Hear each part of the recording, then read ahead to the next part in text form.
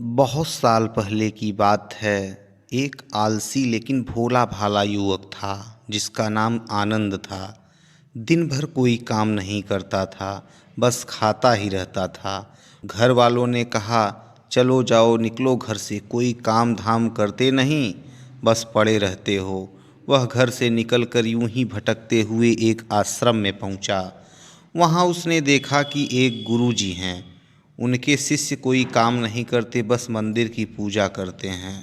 उसने मन में सोचा, यह बढ़िया है, कोई काम धाम नहीं, बस पूजा ही तो करना है। गुरुजी के पास जाकर पूछा, क्या मैं यहाँ रह सकता हूँ?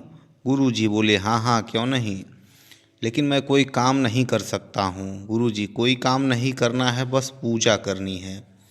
आनंद बोला, ठीक है, वह तो मैं कर लूँगा। अब आनंद महाराज आश्रम में रहने लगे।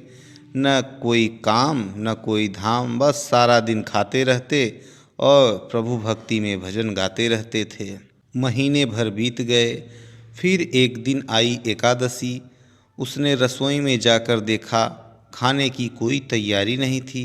उसने गुरुजी से पूछा, आज खाना नहीं बनेगा क्या? गुरुजी ने कहा, नहीं, आज तो एकादशी है, तुम्हारा भी उपवास है। उसने कहा, नहीं, अगर हमने उपवास कर लिया तो कल का दिन हम नहीं देख पाएंगे, हम तो भूखे रह ही नहीं सकते। गुरुजी ने कहा, ठीक है, तुम न करो उपवास, पर खाना भी तुम्हारे लिए कोई और नहीं बनाएगा, तुम खुद बना लो। मरता क्या न करता। गया रसोई में। गुरुजी फिर आए, देखो, अगर तुम खाना बना लो तो राम जी को भोग जरूर लगा देना, और नदी के उस पार जाकर बना लो रसोई। लकड़ी, आटा, तेल, घी, सब्जी लेकर आनंद महाराज चले गए। जैसा तैसा खाना भी बनाया। खाने लगा तो याद आया, गुरुजी ने कहा था कि राम जी को भोग लगाना है। लगा भजन गाने, आओ मेरे राम जी भोग लगाओ जी, प्रभु राम आइए, श्री राम आइए, मेरे भोजन का भोग लगाइए। कोई न आया तो बेचैन हो गया कि यहाँ तो भूख लग रही है और राम जी आ ही नहीं रहे हैं। भोला मानस जानता नहीं था कि प्रभु साक्षात तो आएंगे नहीं, पर गुरु जी की बात मानना जरूरी है। फिर उसने कहा, देखो प्रभु राम जी, मैं समझ गया कि आप क्यों नहीं आ रहे हो।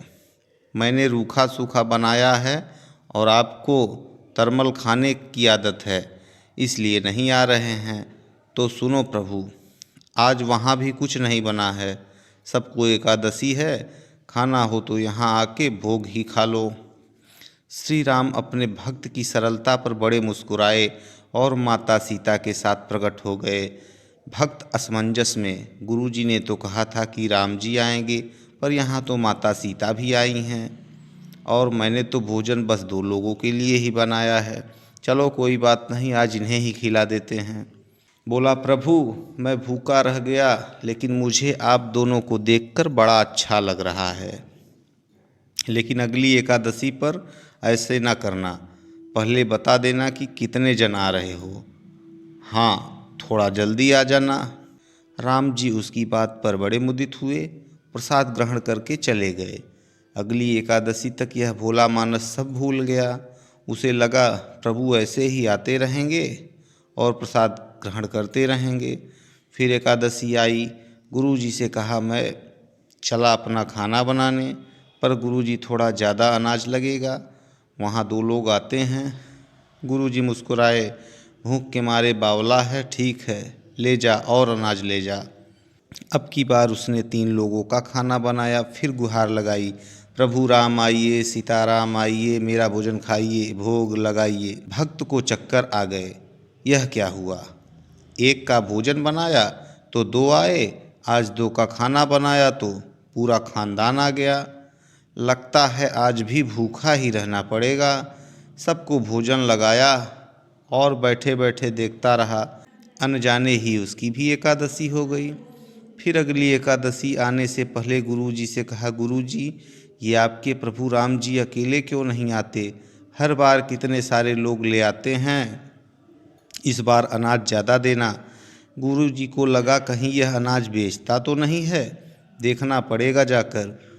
भंडार में कहा, इसे जितना अनाज चाहिए दे दो, और छुपकर उसे देखने चले गए। इस बार आनंद ने सोचा, खाना पहले नहीं बनाऊंगा, पता नहीं कितने लोग आ जाएं, पहले बुला लेता हूँ फिर बनाता हूँ। फिर टेर लगाई, प्रभु राम आइए, श्री राम आइए, मेरे भोजन का भोग लगाइए। सारा राम दरबार मौजूद।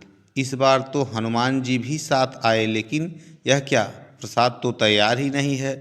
भक्त ठहरा, भोला भाला बोला, प्रभु इस बार मैंने खाना नहीं बनाया।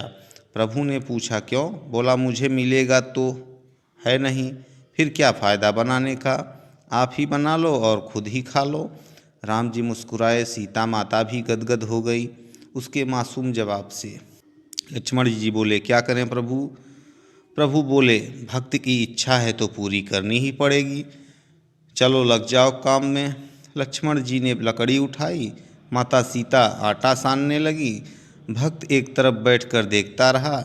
माता सीता रसोई बना रही थी तो कई ऋषि मुनि यक्ष गंधर्व प्रसाद लेने आने लगे। इधर गुरुजी ने देखा, खाना तो बना नहीं, भक्त एक कोने में बैठा है। पूछा, बेटा क्या बात है, खाना क्यों नहीं बनाया? बोला, अच्छा किया गुरुजी आप आ गए, देखिए कितने लोग आते हैं प्रभु के साथ। गुरुजी बोले, मुझे तो कुछ नहीं दिख रहा है तुम्हारे और अनाज के सिवा। भक्त ने माथा पकड़ लिया, एक तो इतनी मेहनत करवाते हैं प्रभु, भूखा भी रखते हैं और ऊपर से गुरुजी को दिख भी नहीं रहे हैं, यह और बड़ी मुसीबत है। प्रभु से कहा, आप गुरुजी को क्यों नहीं दिख रहे हैं? प्रभु बोले, मैं उन्हें नहीं दिख सकता। बोला, क्यों? वे तो बड़े पंडित हैं, ज्ञानी हैं, विद्वान हैं, उन्हें तो बहुत कुछ आता है, उनको क्यों नहीं दिखते आप? प्रभु बोले, माना कि उनको सब आता है पर वे सरल नहीं हैं तुम्हारी तरह, इसलिए उनको नहीं दिख सकता।